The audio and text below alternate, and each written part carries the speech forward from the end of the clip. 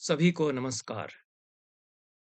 मेघदूत में आगमिक दृष्टि और नैगमिक दृष्टि इन दोनों के समन्वय निगमागम समन्वय पर विचार करते हुए पूर्व मेघ के प्रथम 7 श्लोकों का हमने वाचन किया और उन पर विचार किया। 7वें श्लोक में कहा है, गंतव्याते वसतिरलका नाम यक्षेश्वराणाम बाह्यो ध्यानस्थित हर चिरश्चंद्रिका धौत हर्म्या। यक्षेश्वरों की अथवा यक्ष और ईश्वर शंकर की वसति निवास स्थली अलका तुम्हें जाना है, ऐसा यक्ष मेघ से अनुरोध करता है। और जिसके बाह्य उद्यान गंधमादन में शंकर के माथे की शंकर के माथे पर स्थित चंद्रमा से बिछलती हुई फूटती हुई चंद्रिका उस नगरी के भवनों को उजास से भर देती है। रामगिरी से अलका शंकर के निवास गंधमादन और कैलाश तक की यात्रा, यह चेतना के ऊर्ध्वारोहण की भी यात्रा है। यह हमने देखा। 8वें श्लोक में कहते हैं, त्वामारूढ़ं पवन पदवी मुद्गृहीतालकान्ताः प्रेक्षिष्यन्ते पथिकवनिताः प्रत्ययादाश्वशक्त्यः कः सन्नद्धे विरह विधुरां त्वयि उपेक्षेत जायां न स्यादन्योऽप्यहमिव जनो यः पराधीन वृत्तिः। पवन पदवी मारूढ़ं त्वाम, पवन की पदवी पर आरूढ़ हुए तुमको। ये सृष्टि का खेल जो चल रहा है, पवन वाहन बन जाता है और मेघ को ढो रहा है। पवन के वाहन पर मेघ सवार है और यात्रा कर रहा है। यात्रा करने के लिए जैसे किसी को वाहन चाहिए, पवन के पदवी पर आरूढ़ होकर के जब तुम निकलोगे यहाँ से, गरिमा प्रदान करता है ठाट बाट से जब तुम निकलोगे, तो प्रेक्षिष्यन्ते पथिक वनिताः प्रत्ययादाश सत्य, भरोसे के कारण आश्वासित होती हुई पथिकों की वनिताएं, विरहिणियां, जिनके पति जिनके प्रिय प्रवास पर चले गए हैं, बटोही हैं, कहीं भटक रहे हैं काम धंधे के कारण, वे भरोसे के कारण आश्वस्त होकर के तुम्हें निहारेंगी। प्रेक्षिष्यन्ते पथिक वनिता त्वामारूढ़ं पवन पदवीं मुद्गृहीतालकान्ताः प्रेक्षिष्यन्ते पथिक वनिता प्रत्ययादाश सत्य। उद्ग्रहितालकांता कहा है, इसमें सारा दुख वेदना भी भर दी है। लटें जो झूल रही हैं कपोलों तक, उनको बार बार ऊपर सरका करके मुंह ऊपर करती हुई वो तुमको निहारेंगी, ऐसा कहते हैं। विरहिणियां प्रसाधन श्रृंगार नहीं करती हैं।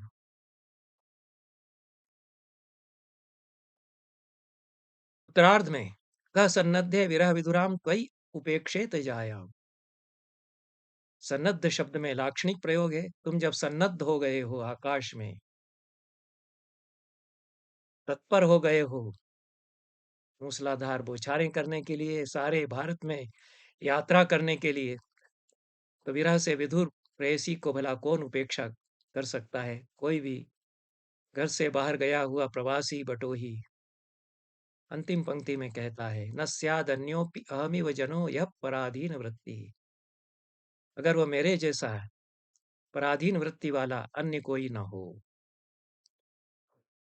किंचित दैन्य बताया यक्ष का कि मैं तो पराधीन वृत्ति हूं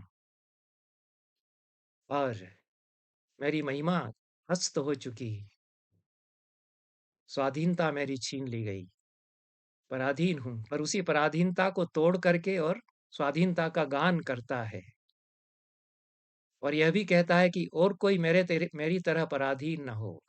ये मनुष्य की स्वाधीनता का भी गान है मेघदूत।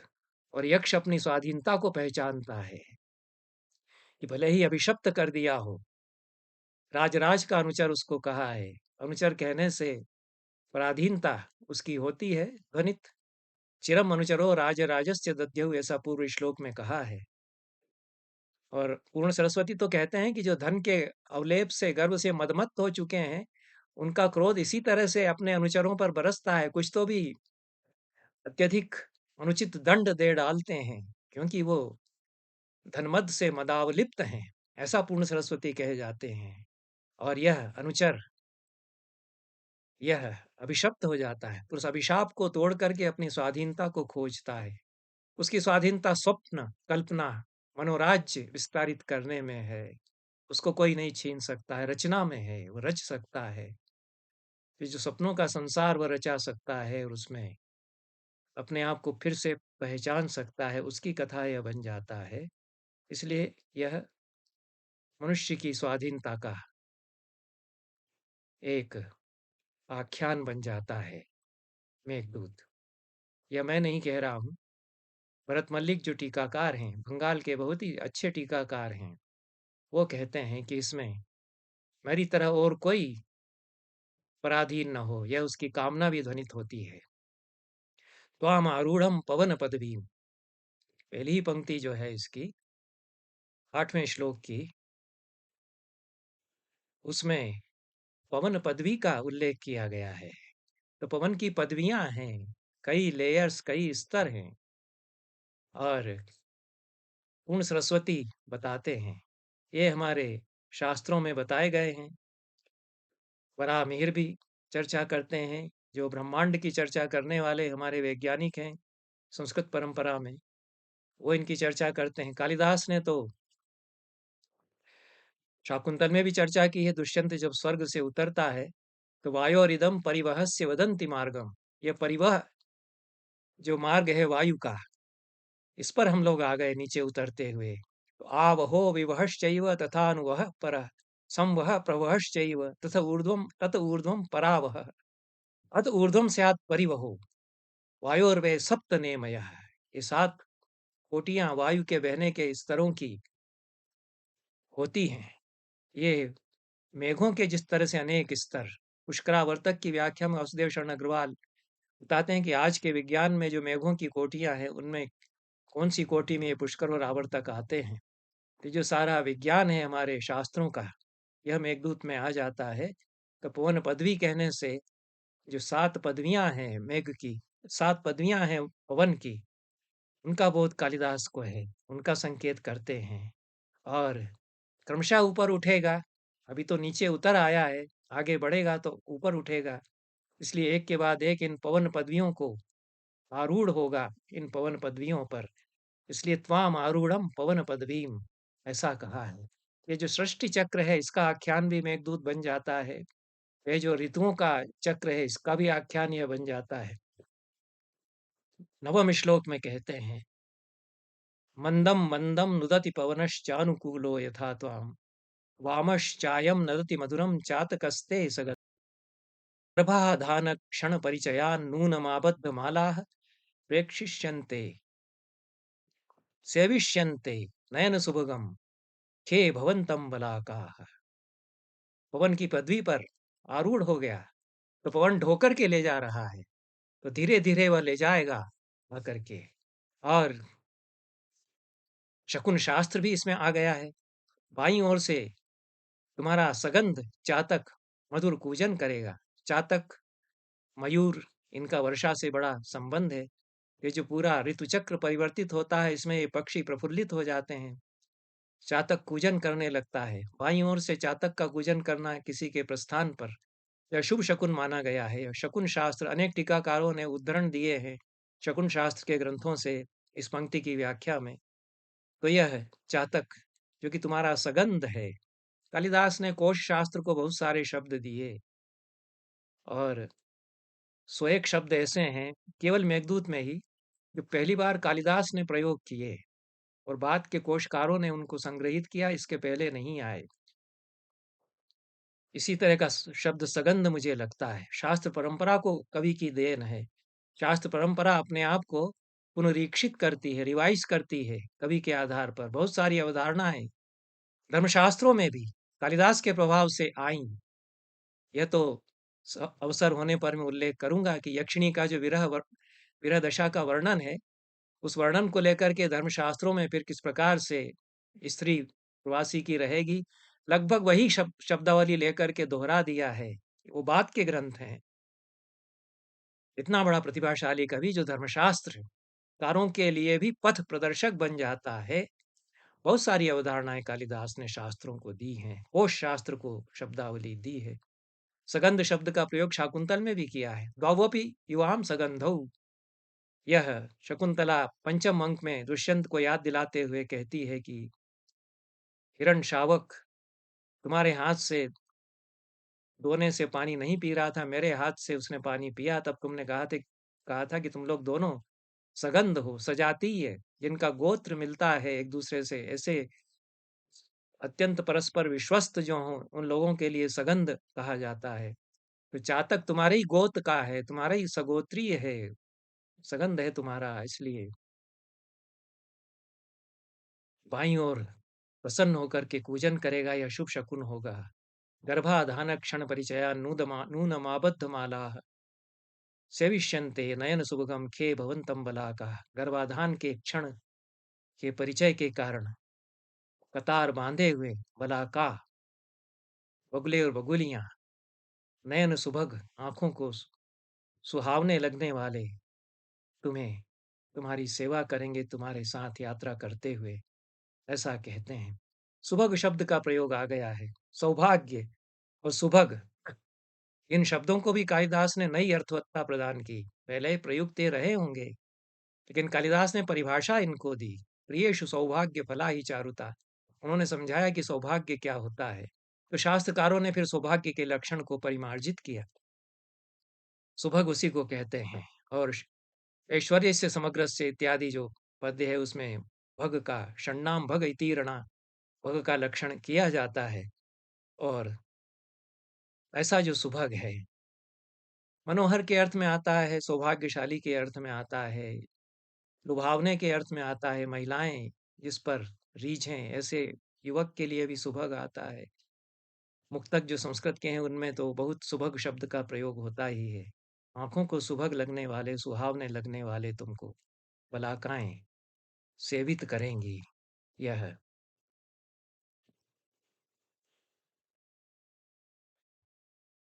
कहता है यक्ष मेघ से।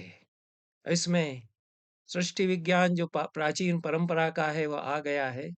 यह शंकराचार्य भी शांकर भाष्य में बताते हैं कि ब्रह्मसूत्र द्वितीय पाद में वो कहते हैं बलाका चांतरेण शुक्रम गर्भम धत्ते, बलाका च स्तनयित्नु रव श्रवणात् गर्भम धत्ते। बगुलियां जो है मेघ के गर्जन को सुनकर के गर्भ धारण कर लेती हैं, बिना शुक्र के ही गर्भ धारण वो कर लेती हैं। यह मान्यता है, इसकी परीक्षा की जानी चाहिए। शंकराचार्य ने तो कहा है, कालिदास ने नहीं कहा है। कालिदास से कहते हैं कि गर्भाधान का क्षण आ गया। और क्षण के दो अर्थ हैं, समय उत्सव आ गए, समय आ गया। क्षण का दूसरा अर्थ उत्सव है। गर्भाधान उत्सव बन जाता है। षष्ठी चल रही है, वर्षा के आते ही गर्भ धारण करती हैं मादा पक्षी, बगुलियां। और यह उत्सव उनके लिए बन जाता है, क्योंकि सृष्टि आगे बढ़ रही है। इस उत्सव का आख्यान मेघदूत बन जाता है, इस अर्थ में। तो गर्भाधान का क्षण वह समय भी है और उत्सव भी है। वासुदेव शरण अग्रवाल ने संदर्भ देकर के गर्भाधान का दूसरा अर्थ भी किया है, जो बहुत उचित है, कि आषाढ़ के महीने में जो मेघ है उसमें जल संचित होता है, जल की बूंदें उसमें संचित होकर के जल से वो भर जाता है। यही गर्भाधान है। यह ऋतु चक्र में प्राचीन जो ऋतुशास्त्र है उसमें गर्भाधान इस अर्थ में बताया जाता है। तो यह द्वितीय अर्थ भी ध्यान में रखना चाहिए। और यह पूरे सृष्टि चक्र का इस रूप में आख्यान बन जाता है कि मेघ भी जलरूपी गर्भ से गर्भित हो जाते हैं और पक्षी गर्भाधान का उत्सव मनाते हैं, उस क्षण को पहचानते हैं। इसी उत्सव का आख्यान अथर्ववेद में मिलता है। कदाचित कालिदास की स्मृति में अथर्ववेद रहा होगा। यदा प्राणो यप्यवर्षीद् वर्षेण पृथिवीं महीं पशवः तत्प्रमोदन्ते महो वै नो भविष्यति। जब प्राण अभिवर्षण करता है वर्षा के द्वारा पृथ्वी या मही पर, तब पशु पक्षी प्रमुदित हो जाते हैं कि हमारे लिए मह उत्सव आ गया। यही तो कालिदास भी यहाँ कह रहे हैं कि गर्भाधान के क्षण या उत्सव के परिचय के कारण उड़ करके तुम्हारे साथ वो चलेंगी। ऐसा प्राण रूप कहा गया है मेघ को। यह भी अथर्ववेद ने कालिदास को ही एक तरह से बताया। ये प्राण है एक तरह से। यही मेघदूत में वो कहना भी चाहते हैं। तो प्राण रूप मेघ वर्षण करता है पृथ्वी महीम। बहुत सुंदर कवित्व है अथर्ववेद का। दो पर्याय एक साथ प्रयोग कर दिए हैं। एक को विशेषण भी मान सकते हैं, एक को जातिवाचक संज्ञा मान सकते हैं। यद्यपि दोनों पृथ्वी के लिए आते हैं। पृथु के द्वारा दोहन किया गया है पृथ्वी। पृथु है, विशाल है, इसलिए पृथ्वी कहते हैं। इस विशाल पृथ्वी पर प्राण अभिवर्षण करता है। यह धरती के लिए पृथ्वी शब्द का प्रयोग माने तब मही है वह। मह्यते इति मही, मह पूजायाम, महिमामयी है वह पृथ्वी। कालिदास तो पृथ्वी का कितना स्तवन करते हैं। अहो उदार रमणीया पृथ्वी। धरती के कवि हैं, धरती की महिमा का गान करते हैं। स्वर्ग से उतरता हुआ दुष्यंत पृथ्वी को देखता है, तो कहता है कितनी उदार और रमणीय लग रही है पृथ्वी। आकाश से मैं देखता हूँ। आकाश से कई बार कालिदास निहारते हैं पृथ्वी को, मेघदूत में निहारते हैं। पवन पदवी पर आरूढ़ करा दिया उन्होंने। वह स्वयं ऊंचाई पर पहुंच करके कई बार देखते हैं धरती कैसी महिमामय दिख रही है। ऊपर से जो अंतरिक्ष में जाते हैं वो जब देखते हैं तो कैसी महिमामय, उज्जवल, चमकती हुई पृथ्वी दिखती है अंतरिक्ष में यान से देखने पर। कालिदास अपनी कल्पना से जानते हैं कि हाँ पृथ्वी ऐसी ही है, चमकीली, महिमामय। अथर्ववेद का कवि जानता है। तो यह निगम की अथर्ववेद की परंपरा मेघदूत में आ गई है। और मही है पृथ्वी। और मह का अन्य अर्थ है ही, मह तो उत्सव को कहते ही हैं। और द्वितीय पंक्ति में इस मंत्र में अथर्ववेद ने मह शब्द का प्रयोग उत्सव के अर्थ में कर दिया। पशवः तत्प्रमोदन्ते महो वेनो भविष्यति। पशु पक्षी आह्लादित हो जाते हैं कि हमारे लिए उत्सव आ गया। ऐसा यही कालिदास कह रहे हैं यहाँ पर भी। अथर्ववेद की बात को कह रहे हैं। दोनों में कवित्व है। वेद की कविता का तो कहना ही क्या है, और कालिदास की कविता का भी कहना ही क्या है। तो यह जीवन के उत्सव का काव्य इस रूप में बन जाता है। षष्ठी चक्र के आख्यान के द्वारा, ऋतु चक्र के आख्यान के द्वारा पशु पक्षी जिस तरह से प्रमुदित होकर के आनंद मनाते हैं और षष्ठी आगे बढ़ती है, गर्भाधान उत्सव बन जाता है। इस तरह से यह नवम श्लोक है। और दशम श्लोक में कहते हैं,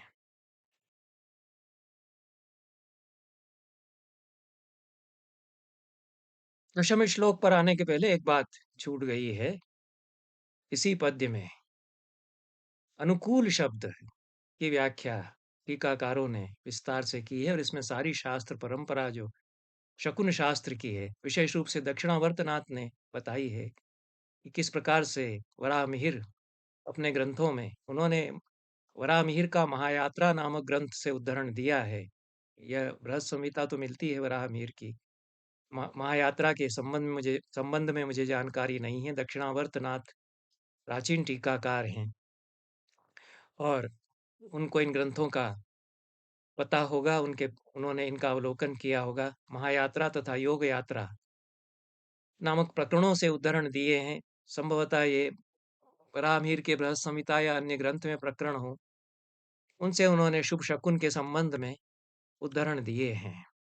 और किस प्रकार का वायु शुभकर और अभीष्टप्रद होता है। यातुर्वायुरभीष्टदः शुभकरो यात्रानुगोलपोद्यम प्रह्लादी सुरभि प्रदक्षिण गति सारस्य सिद्धिप्रद। यह शार्दुल विक्रीडित छंद में यह अनुकूल पवन कैसा होता है, अभीष्टदायक होता है, शुभ कर होता है, उद्यम को अल्प कर देता है, यात्रा का अनुगामी वह बनता है, प्रह्लादित करता है, सुरभित होता है। दक्षिणा गति उसकी होती है, सिद्धिप्रद वह होता है। और टीकाकारों ने कालिदास से अन्य उद्धरण अनेक दिए हैं।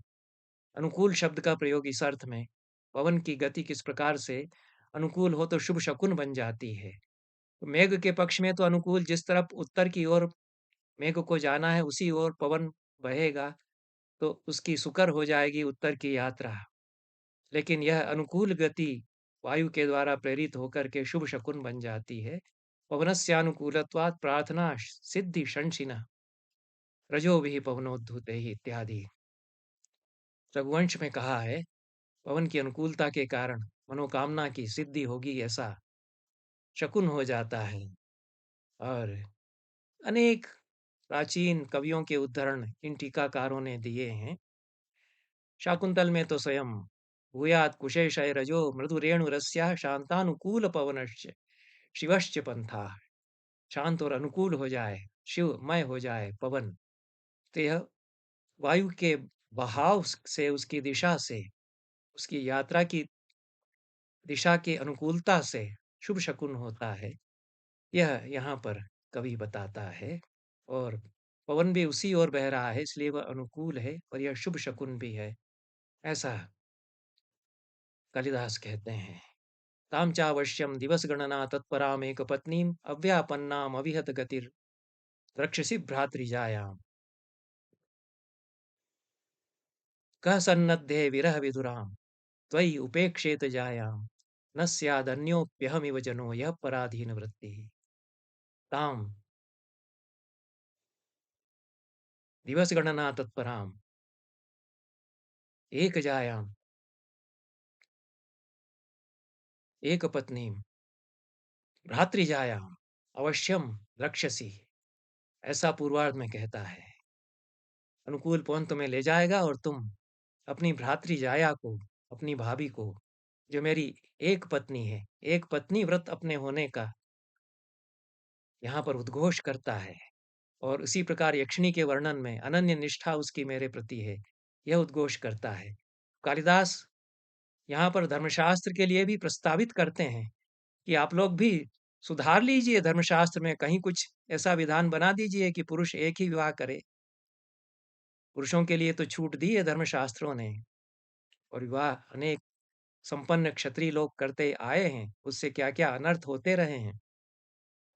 तो यह यक्ष का आदर्श बताते हुए कालिदास एक पत्नी व्रत का आख्यान भी यहाँ रचते हैं, उसका भी समर्थन यहाँ करते हैं। और मेघ से सख्य स्थापित कर लेता है यक्ष, चैतन्यमय उसके लिए वह हो जाता है। जो जो अभी अपने आप को दीन समझ रहा था, उसके लिए प्रकृति जड़ थी, जब वह स्वाधीनता का आख्यान रचता है तो सारी प्रकृति चैतन्य से भर जाती है। तो मेघ जो है चेतन हो जाता है, सखा हो जाता है। तब वह अपनी पत्नी के लिए उसको, अपनी पत्नी को उसकी भ्रातृजाया भाभी बता देता है यक्ष, और ये मधुर संबंधों की कल्पना करने लगता है। सारी प्रकृति में मानवीय संबंध परिव्याप्त हैं। ये जो दर्शन है, सगे बंधु बन जाते हैं, पशु पक्षी मेघ पवन सब। यह एक चैतन्य की अनुभूति का प्रत्यय मेघदूत देता है। यही हमारे वैदिक विश्वबोध है, यही आगमों की दृष्टि भी है। तो ताम चावश्यम दिवस गणना तत्पराम एक पत्नी अव्यापन्नाम, एक एक शब्द ऐसा मार्मिक है, मन के तार झंकृत करता है, यक्ष के भीतर के संसार को खोल देता है।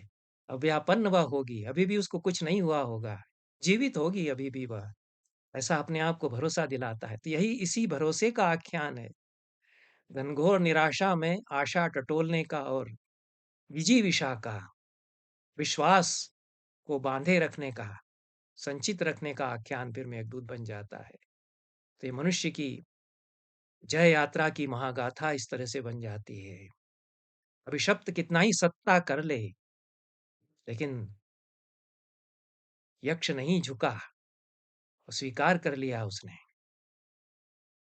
कालिदास ने तो नहीं कहा कि कुबेर ने शाप दिया तो चरणों पर गिरकर गिड़गिड़ाया कि क्षमा कर दीजिए, भूल हो गई है, और यक्ष ने कुछ कंडोन किया, ऐसा कालिदास ने तो नहीं कहा।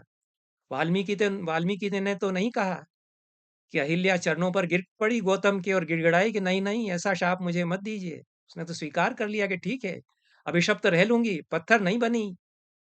तपस्या करती रही। राम ने जो देखा तो जाज्वल्यमान तपस्या से देदीप्यमान अहिल्या को देखा। जो सीरियल में बता रहे हैं वो स्त्री जाति का अपमान है। पत्थर बनती हुई अहिल्या को जो पुरुष की चरण धूलि से स्त्री बन रही है, सारी पुरुष जाति का अपमान, घोर अपमान उसमें किया गया है उस आख्यान में। कालिदास ऐसा नहीं करते, वाल्मीकि ऐसा नहीं कर सकते हैं। महामनस्विनी नारी अहिल्या। ठीक है, चूक हो गई। इतनी छोटी चूक के लिए शाप आपने दे दिया, ठीक है। मैं भोग करके दिखा दूंगी, फिर ही तुमको ही तो आना पड़ेगा। तो आए तो गौतम, राम के कहने पर आए, लेकिन आए। यक्ष भी ऐसा ही है।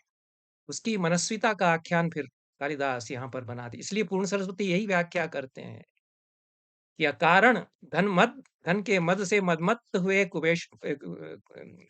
अ, ईश्वरों का, संपन्न लोगों का क्रोध अपने अनुचरों पर इसी तरह से बरसता है, अभिशप्त उनको करता है, लेकिन फिर भी मनुष्य तो मनुष्य है।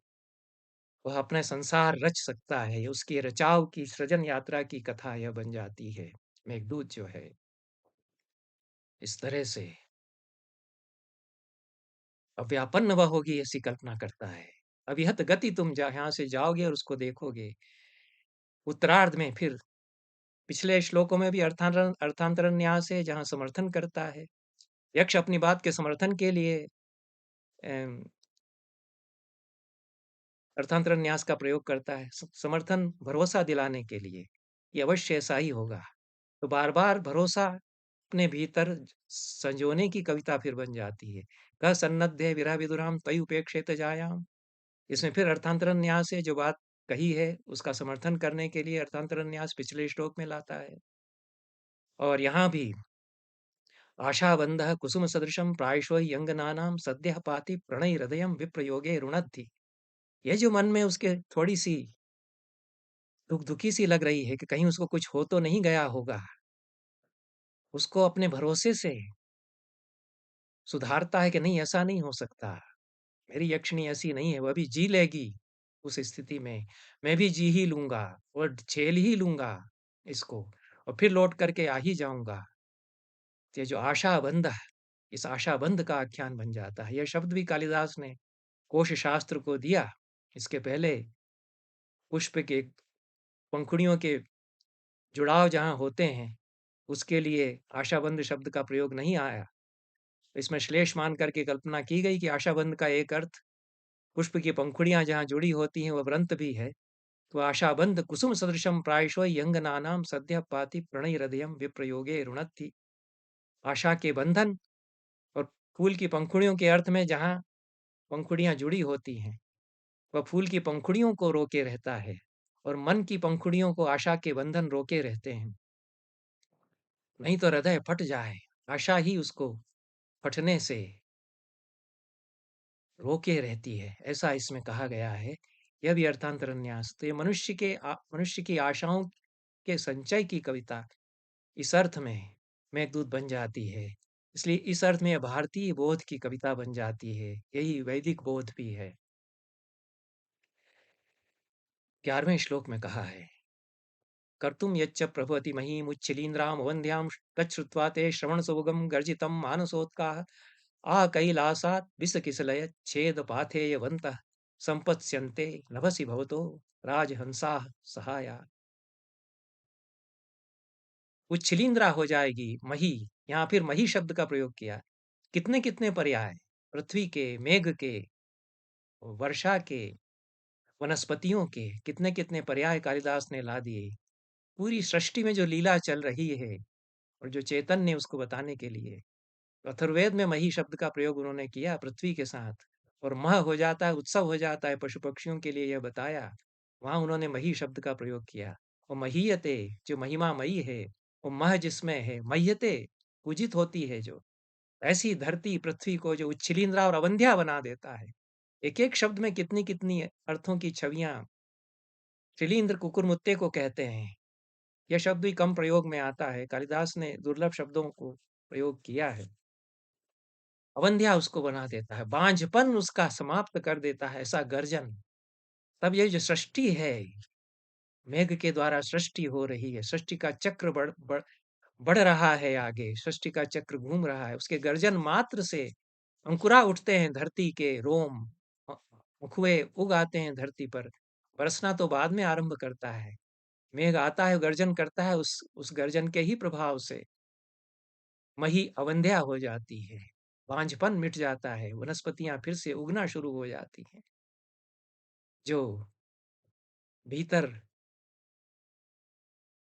प्रसव की प्रक्रिया है, वह उमगने लगती है, आरंभ हो जाती है। यह आख्यान सृष्टि का यहाँ पर बताते हैं। तो तुम्हारा वह गर्जन जो कि पृथ्वी को उच्छिलिंद्रा कुकुरमुत्तों से भरी हुई और अवंध्या बना देता है, ऐसे श्रवण सुभग, यहाँ भी सुभग शब्द का प्रयोग किया है, पिछले श्लोक में भी सुभग शब्द का प्रयोग किया है। श्रवणों को, कानों को सुभग लगने वाले ऐसे तुम्हारे गर्जन को सुनकर के मानस सरोवर की ओर जाने के लिए उत्कंठित हुए हंस कैलाश पर्वत तक तुम्हारे सहायक होंगे। विष किसलय छेद पाथे बनता, मृणाल के टुकड़े अपनी चोंचों में पाथे के रूप में दबाए हुए राजहंस आपके सहायक बनेंगे। यह जो वर्षा ऋतु में दृश्य होता है, उस उपस्थित होता है, उसके आख्यान के द्वारा सृष्टि चक्र जो घूमता है, उसका आख्यान कालिदास यहाँ रचते हैं। और समस्त सृष्टि में व्याप्त जो सर्जना व्यापार है, तो मेघदूत सर्जना व्यापार की कथा है। एक सर्जना व्यापार धरती के भीतर चल रहा है कि अकुए झांक रहे हैं धरती के भीतर से निकलने को, बाहर अकुला रहे हैं मेघ का गर्जन सुन करके। यह सृष्टि व्यापार है। एक सृजना व्यापार यक्ष के भीतर है कि अपनी पराधीनता की, दीनता की दशा को झटक करके वह सृजन करता है, रचता है अपने भीतर एक संसार। एक कवि के भीतर का संसार है जो इस कल्पनाओं के संसार को बहुत ऊंचाई तक ले जाता है और शिवत्व तक पहुंचाता है। तो ये जो सर्जना व्यापार के आदि भौतिक, आदि देविक और आध्यात्मिक स्तर हैं, ये मेघदूत में कालिदास ने इंगित किए हैं। अनुभव किए जाने चाहिए, अनुभव के लिए कालिदास ने इनको यहाँ व्यंजित कराया है। 12वां श्लोक और पढ़ लेते हैं। इसमें भी वही सृष्टि की लीला, चैतन्य की व्याप्ति कालिदास देखते हैं। आपृच्छस्व प्रियसख ममुम तुंगमालिंग्य शैलम वंद्यै पुंसां रघुपतिपदै रंकितं मे खलासु काले काले भवति भवतो यस्य संयोगमेत्य स्नेह व्यक्तिश चिर विरहजम मुंचतो बाष्पमुष्णम् अमुम तुंगम प्रिय सखम शैलम आलिंग्य आपृच्छस्व। इस ऊंचे रामगिरी पहाड़ को का आलिंगन करके और इससे विदा लो। आपृच्छन करो, विदा लेने के अर्थ में, विदा मांगने के अर्थ में आ उपसर्ग पूर्वक पृच्छ धातु का प्रयोग होता है। द्वितीय पंक्ति में जो विशेषण है, वही तो सारा पुराण, आगम परंपराएं, आख्यान और पावनता, तीर्थ, इन सब को ध्वनित करती है। वंदे ही पुंसाम रघुपति पदई रंकितम मेखलासु। रघुपति रघुपति के वंदनीय चरण चिन्हों से जो मेखलाओं पर अंकित है, जिसके मध्य भाग पर रघुपति के, राम के वंदनीय, मनुष्य जाति के लिए वंदनीय चरण चिन्ह अंकित हैं। जनक तनया स्नान पुण्योदकेशु रामगिर्याश्रमेशु वसतिम चक्रे। पहले श्लोक में यह कहा है, जनक तनया जगदम्बा जानकी के स्नान से जहाँ के जल, नदियां, सरोवर आदि तीर्थ बन गए हैं, ऐसे रामगिरी के आश्रमों में बस्ती उसने अपनी बसाई, ऐसा पहले श्लोक में कहा। और रामगिरी पर टिकाया पहाड़, तो यक्ष कहता है कि अब रामगिरी पर्वत से तुम विदा लो और चलो उत्तर की ओर। यही पर्वत है जिसके निचली, जिसकी ढलानों पर राम विचरण करते रहे हैं, उनके चरण चिन्ह यहाँ अंकित हैं। और जो चैतन्य व्याप्त है पूरी सृष्टि में, कण कण में ईश्वर व्याप्त है, चैतन्य व्याप्त है, तो जिसका संयोग पाते ही तुम्हारा स्नेह छल छला करके बाहर निकल आता है बारिश की बूंदों के रूप में। तो स्नेह व्यक्ति चिर विरहजम मुंचतो वाष्पमुष्णम काले काले भवति भवतो यस्य संयोगमेत्य यस्य रामगिरेः संयोगमेत्य भवतः स्नेहस्य व्यक्ति चिर विरहजम उष्णम वाष्पम मुंचतः भवति। तुम्हारे स्नेह की अभिव्यक्ति हो जाती है चिर विरह से उत्पन्न आँसू जो गर्भ आँसू तुम्हारे बह उठते हैं पानी की बूंदों के रूप में। धरती से भी भपका सा छूटता है पहली बौछार जब होती है, इसलिए उष्ण है वाष्प। उसका भपका धरती का छूटता है और मेघ की बूंदें उस पर गिरती गिरती हैं, वह भी उष्ण वाष्प हो जाता है। वाष्प ही है, मेघ वाष्प ही से बना हुआ है। तो उस वाष्प को जल के रूप में छोड़ता है। वाष्प शब्द में श्लेष हो जाता है। जल भाप के अर्थ में भी आता है और आँसू के अर्थ में भी आता है। वाष्प शब्द का प्रयोग आँसू के अर्थ में भी होता ही है। ते जो समस्त सृष्टि का मानवीय रूप कर दिया दिखला दिया है, मानवीकरण कर दिया है और चैतन्य की परिव्याप्ति यहाँ समस्त सृष्टि में दिखा दी है। और यक्ष बदल गया, यह भी इस श्लोक में बता दिया। पहले श्लो इसके पहले के श्लोक में तो वह कह चुका है कि न स्याद् अन्योऽपि अहमेव जनः यः पराधीन वृत्ति। मेरे जैसा और कोई पराधीन वृत्ति वाला दीन न हो। लेकिन यहाँ से अब ऊर्ध्वारोहण आरंभ करता है 12वें श्लोक से यक्ष अपनी चेतना में कि इतनी विशाल सृष्टि है, इसमें चैतन्य जो है उसका साक्षात्कार मैं कर रहा हूँ। और मेघ जो है काम काम पुरुष यह बन गया है, इसके भीतर चैतन्य है। पहाड़ चैतन्य हो उठा है, ये दोनों सखा हैं, ये मिल रहे हैं। यह सब सृष्टि की लीला वह देखता है। और मेघदूत चेतना के ऊर्ध्वारोहण की इस तरह से कथा बन जाती है और वैदिक भागवत इस दृष्टि से इसमें समाहित हो जाता है। बहुत बहुत धन्यवाद।